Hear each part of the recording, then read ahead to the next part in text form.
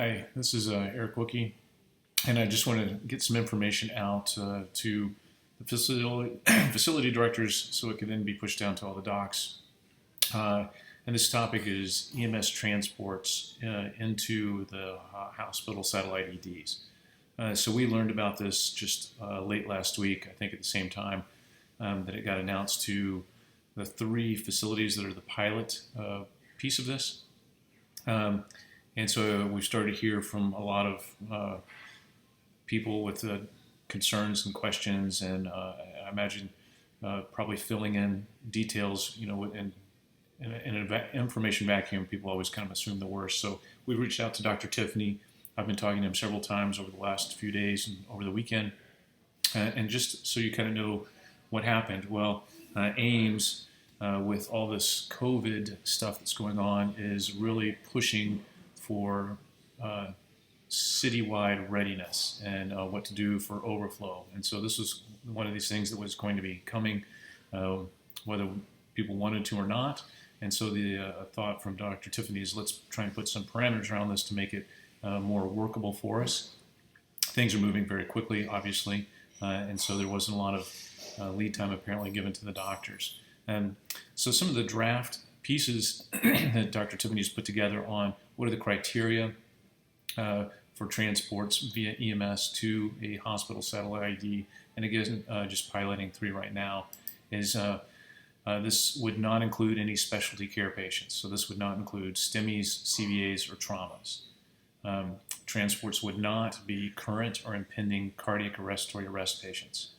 It would not be for any postcode or return of spontaneous circulation. It would not be for any patients likely to be hospitalized or require secondary transport.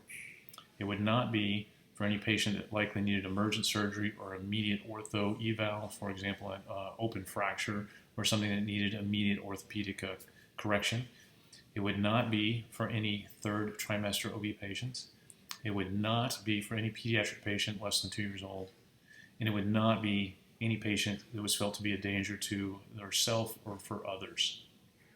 So if you take out that group of patients being transported to a hospital satellite ED, that leaves, allergic reactions, some abdominal pain, the same types of things that are typically walking in the door and being cared for at the hospital satellite EDs.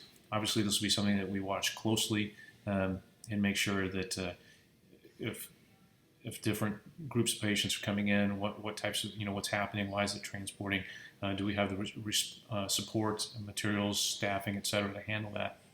And so that'll be watched very closely. So anyways, I just want to try and get this information out. I know that this is something new, and obviously when something like this comes down, there's always concern about what are the complications of this, what are the unintended consequences, are we going to be able to handle it?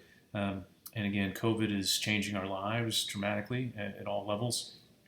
This is another example of what's getting pushed down as a response to that. And I think this criteria of patients not to be transferred to a hospital satellite ID is very reasonable, and will kind of protect the limited resources and capabilities that exist kind of in a unattached standalone facility.